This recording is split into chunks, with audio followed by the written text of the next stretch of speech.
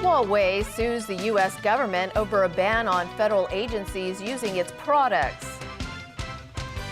In Canada, Huawei CFO facing extradition proceedings makes a brief appearance in court.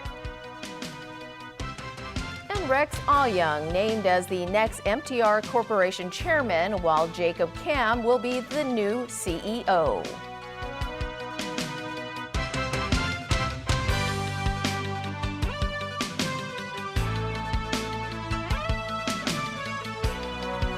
Good evening and welcome. Huawei is suing the U.S. government over what it calls an unconstitutional law aimed at blocking its access to the American market. The Chinese telecommunications giant is also accusing Washington of hacking its servers and stealing sensitive information. Jeff Tang reports. The ancients may believe the wise does not buy rumors, but Huawei thinks it's bad for business, especially when they are signed into law to cut off its access to the US market. That's why the Chinese tech giant is taking Washington to court over what it calls an unconstitutional law designed to shut it out of America. In a complaint filed in a US federal court in Texas, Huawei is challenging Section 889 of the National Defense Authorization Act, or NDAA. The company wants the court to throw out a portion of the act that labels it a security risk. It was signed into law by US President Donald Trump last August, which bars federal agencies and their contractors from using equipment and services from Huawei. Meanwhile, Huawei also accused Washington of hacking its servers and stealing emails, as well as its source code considered the company's crown jewels. The lawsuit marks Huawei's latest attempt to fight back against the government bent on closing it out of global markets. Washington spent the better part of last year pressuring its allies to shun Huawei over security concerns, even though it has yet to produce any evidence to back up its claims. The company's chairman did not provide further details about the hacking allegations, but said legal action is a last resort measure. The U.S. Congress has repeatedly failed to produce any evidence to support its restrictions on Huawei products. After exhausting all other means to allay the doubts of some U.S. lawmakers, we are left with no choice but to challenge the law in court. In Beijing, Foreign Ministry spokesman Lu Kang said it's totally reasonable and totally understandable for companies to protect their legitimate rights via legal means. An analyst in Hong Kong thinks it's the right time for Huawei to strike back. If after 5 years of evidence collecting, that's the sort of a case that they could build up. For example, the tapping robot of the touchable screen that U.S. alleged Huawei is, stealing the technology, and also other allegations as well. I would say that the case is actually not that strong, and also I think Huawei is now fighting back. On Tuesday, the company slapped Washington in the face by opening a cybersecurity lab in the heart of the European Union. The facility in Brussels even allows its customers, wireless and internet companies, to test the company's working equipment by giving them access to the source code. Jeff Tang, TVB News. Well, a Hong Kong-based U.S. lawyer expects Huawei to lose its case against Washington based on precedent. He was referring to a case from mid-2017 when Russia's Kaspersky lost a legal battle against the U.S. government, which banned federal organizations from using antivirus products made by the company. It's very likely that Huawei will lose. It's going to sort of look at the impact this law has on the targeted individuals in the company and the motivation behind that law, and perform what we call a proportionality test. When they weigh the two, the judges will clearly sort of lean toward the government side. The chief financial officer of Huawei made a brief appearance in a Vancouver courtroom. Her lawyer argued that comments from U.S. President Donald Trump show that the legal proceedings against her are politically motivated. Our Alan Booknia reports. Meng Wanzhou was arrested at Vancouver International Airport on December 1st at the request of U.S. authorities who want her on fraud charges. Her arrest set up a diplomatic furor with China, who then arrested 2 Canadians in what's viewed as an attempt to pressure Canada to release Meng. Washington and Beijing have tried to keep Meng's case separate from their trade dispute, but U.S. President Donald Trump may have undercut that position by saying he could intervene if that would help forge a trade deal with China. Meng's lawyer Richard Peck raised the issue in court, saying the case is unique and there are concerns about political characters, motivation, and comments by the U.S. president. He said the case is complex and will take time. The case was put over to May 8th to fix a date for Meng's extradition hearing. Basically, the extradition hearing here, it won't necessarily do with her guilt or innocence. That's to be decided in the U.S. Basically, what they were looking at here is there a case, has she been fairly treated, and carry on. The extradition process in Canada is slow-moving, and in some cases they take years. Meng, meanwhile, is suing the Canadian government, its border agency, and the National Police Force, saying they detained her, searched and interrogated her before telling her she was under arrest. In the meantime, she's out on bail and living in one of her 2 multi-million-dollar homes in Vancouver. Alan Bucknia, TVB News. A former top aide to Canadian Prime Minister Justin Trudeau denied pressuring the then Justice Minister to allow a major firm to avoid a corruption trial last year. The allegations have put pressure on Trudeau, who is facing a general election in October.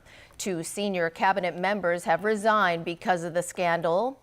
Speaking to the House of Commons Justice Committee, Gerald Butts said he had a brief conversation with the then Justice Minister about construction company SNC-Lavalin, which is facing fraud charges. But he insisted he didn't apply any pressure, saying people can experience the same event differently. When 9,000 people's jobs are at stake, it is a public policy problem. It was our obligation to exhaustively consider options the law allows and to be forthright with people in explaining the Attorney General's decision, in order to be able to demonstrate that the decision was taken with great care in careful consideration of their livelihoods. The government has appointed Rex Au-Yeung as the next chairman of the MTR Corporation. Meanwhile, the railway giant's current managing director, Jacob Kam, will take over from Lincoln Long as the company's chief executive officer.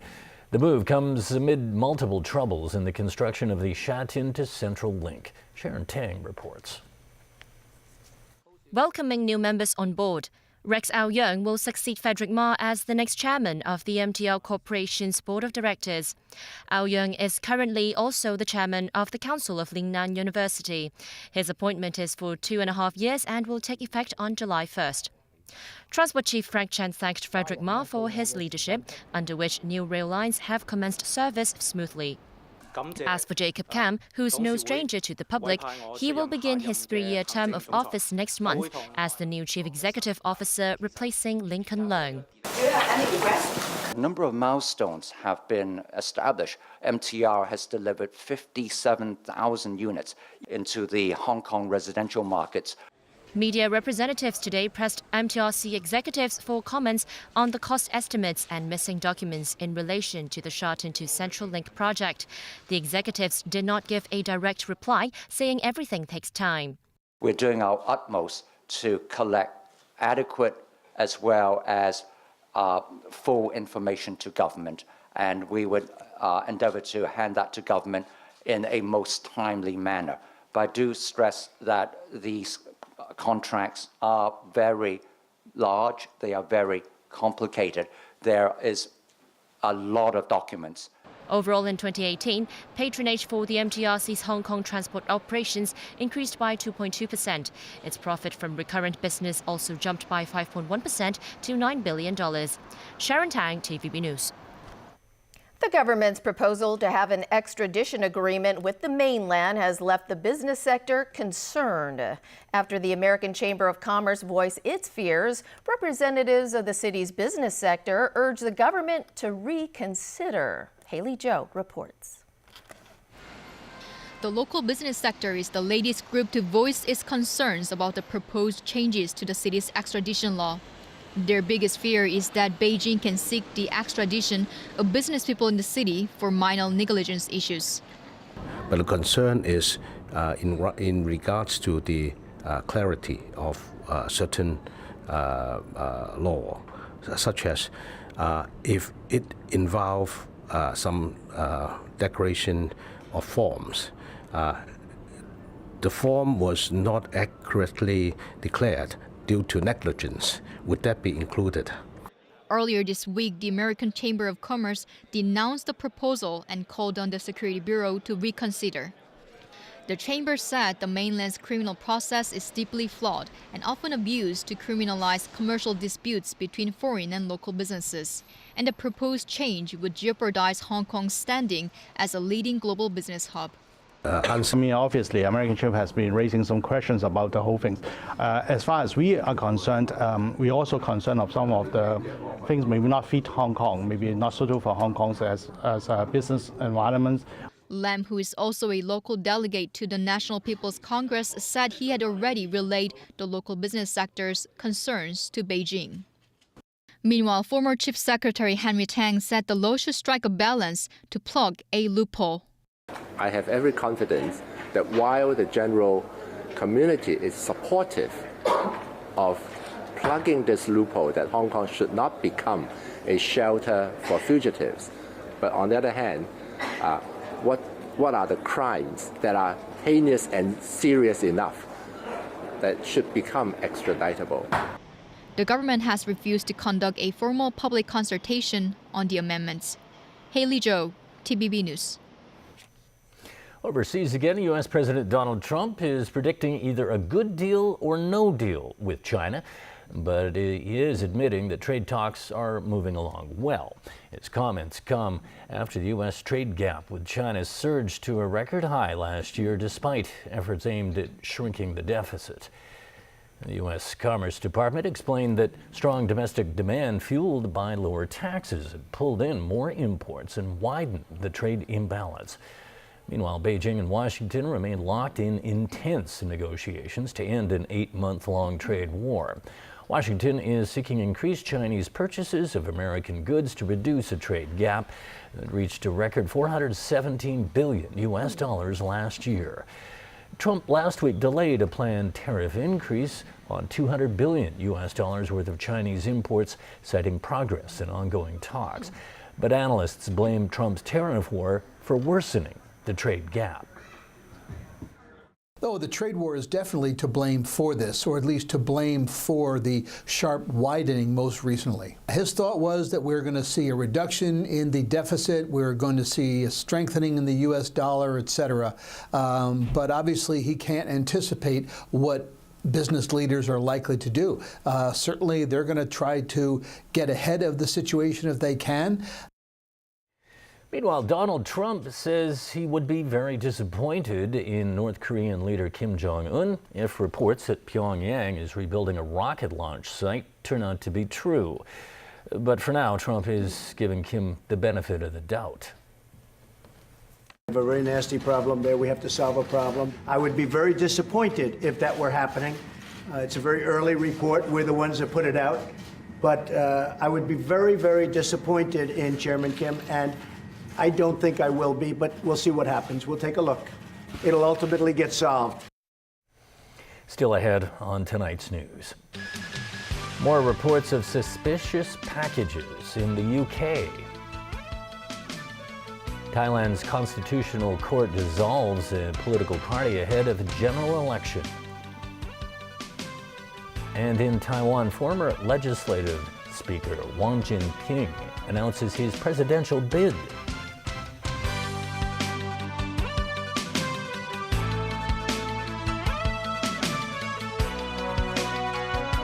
His job is unusual, his methods are unorthodox, and his life is unraveling. Bodies come up. A forensic expert with a mystery of his own. He might be a guy that would have best been forgotten. Tonight, Harrow at 10:40 on Pearl.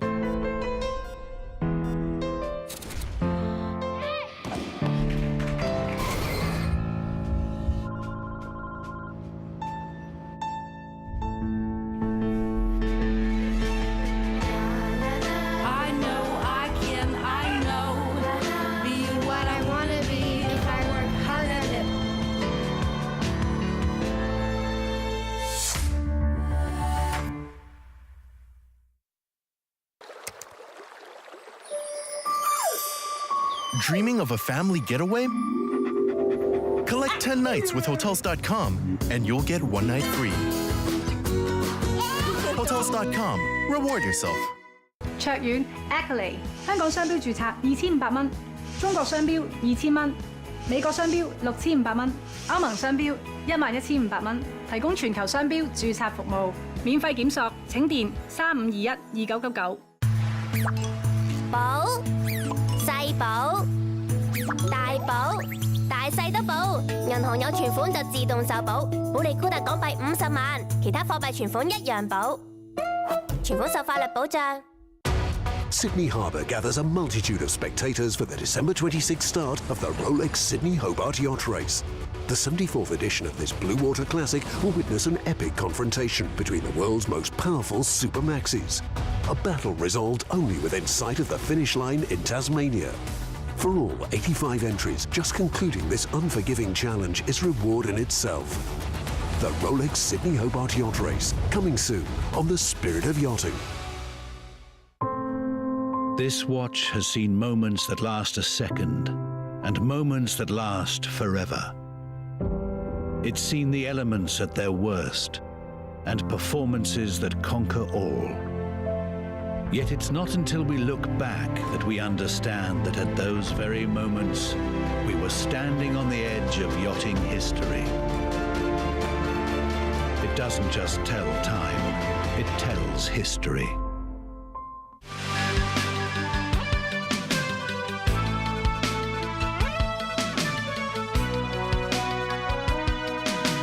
And welcome back. Terrorism experts in Britain have officially confirmed that a package bomb sent to a Scottish university yesterday is linked to 3 letter bombs sent to mass transportation hubs in London. Police had to evacuate buildings at 2 British universities on Wednesday after receiving reports of suspicious packages. So basically we've just been told our university has been closed parts of our university on the basis of like a bomb scare or a bomb threat. We need to get out. I don't know what's happening. I was like, oh, this is scary. And then on Messenger, everyone was chatting. They were like, oh, it's a bomb scare. And I was like, oh my gosh, what's going on? Bomb disposal experts were deployed to detonate a device sent to University of Glasgow, and no one was hurt. After evacuating the University of Essex campus, officers investigated another suspicious package there. Students were later notified it was safe to return. This comes after parcel bombs were sent to 2 airports and a London train station on Tuesday. White postal bags containing small parcel bombs were sent to Heathrow Airport and London City Airport, as well as Waterloo Station, the capital's busiest train station. One device caught fire when it opened, but it didn't injure anyone, so services continued at all 3 hubs. London's Counter-Terrorism Command has linked the University of Glasgow bomb scare to the other 3 devices due to similarities in their packaging. This includes markings used and the type of devices recovered. The London devices were small and not intended to kill, but definitely require specialist knowledge to build. Still, there's been no claim of responsibility. Investigators have so far confirmed the letter bombs discovered in London were all posted from the Republic of Ireland, which is why Irish police are helping with the probe. The United Kingdom is on its 2nd highest level of terrorism alert. This comes after 5 attacks in London and Manchester killed a total of 36 people in 2017. To ensure the safety of all British citizens, police are warning residents, transport hubs, and mail handling companies to be extra vigilant and report anything suspicious. Britain's finance minister says the UK will probably have to delay its departure from the European Union if lawmakers reject the government's Brexit deal next Tuesday. Prime Minister Theresa May has been trying to get EU leaders to make changes to the agreement that was rejected by Parliament, in particular on a provision to guarantee there are no barriers along the Irish border. Britain wants reassurance that the mechanism will be temporary, but the EU says the withdrawal agreement can't be reopened. Finance Minister Philip Hammond says if an agreement is rejected on March 12th, they'll go into a parliamentary process. That process will likely lead to an extension of the March 29th deadline, and that, he said, would lead to even more uncertainty. A Thai court has ordered a major party be dissolved for nominating a princess as its prime minister candidate. This comes ahead of the country's general election. Last month, the Thai Raksa Chart Party nominated Princess Ubal-Ratana Mahadol for the March 24th polls. Her brother, Maha Vajiralongkorn, issued a royal order calling the nomination inappropriate and unconstitutional. The Constitutional Court ruled that the party should be dissolved because its candidate was in conflict with the system of rule of democracy, with King as head of state. The court also banned the party's executive board from politics for 10 years. The decision struck a major blow to the political bloc that was aligned with former Prime Minister Thaksin Shinawatra. The group was trying to defeat political parties allied with the military junta that has ruled Thailand since a coup in 2014. Taiwan's former legislative speaker Wang Jinping announced today his bid for the 2020 presidential election, but his chance to run as the KMT candidate appears slim at the moment. Caleb Leung has more. Another familiar face in Taiwan announced his candidacy for president. Wang Jinping is best known for serving as a legislator for more than 40 years. Wang, who will turn 78 this month, is also Taiwan's longest-serving legislative speaker from 1999 to 2016. Wang's bid comes as he calls for an end to confrontations between political parties in pursuit of growth. But Wang has a long road ahead to garner support. There are voices in the KMT who are asking the highly popular Kaohsiung City Mayor Han Kuo-yu to run for the party. Han has yet to declare his intention. Former New Taipei City Mayor Eric Chu, as well as former Taipei County Commissioner Charles Wei, have also declared their bids. KMT will choose its candidate via public opinion polls and party member surveys, giving them a 70% and 30% weighting respectively. A recent online poll by local media China Times showed Chu has a support rate of 42%, Chow with 34%, and Wang at only 6%. This is if the popular Kaohsiung City Mayor is not running. The island's presidential election will be held in January next year. Caleb Leung, TVB News. Alrighty, James, over to you for sport. Yeah, it's a royal night for the king, who held court. NBA and LeBron James has passed another career milestone. The LA Lakers forward passed Michael Jordan to move into fourth on the NBA's all-time scoring list. The King needed just 13 points against the Denver Nuggets to pass his airness. James did that with a layup in the second quarter. LeBron grew up idolizing Jordan and was overwhelmed with the achievement. James finished with 31 points, but it came in a 115-99 loss to Denver. He now has 32,311 career points. Only Kareem Abdul-Jabbar, Karl Malone, and Kobe Bryant have scored more points than LeBron. Manchester United beat Paris Saint-Germain on away goals to progress to the quarterfinals of the Champions League. The Red Devils trailed 2-0 after the opening leg, but Romelu Lukaku trimmed the margin with a goal after 2 minutes. Juan Bernat then restored PSG's 2-goal advantage overall. Lukaku scored his second after the keeper misplayed the ball. United were awarded a penalty for handball in the 94th minute after a video review. Marcus Rashford converted to make it 3-1 in the game, 3-3 on aggregate as Man U move on. German teen Sophia Florsch was back racing for the first time since a horrific crash at the Macau F3 Grand Prix in November. During testing in Italy, the 18-year-old said she was happy to be behind the wheel again. 106 days ago, she broke 2 bones in her spine after crashing into a fence during the Macau race. She said the accident never deterred her from trying to fulfill her dream of becoming an F1 driver. And that's our news. Thanks for joining us.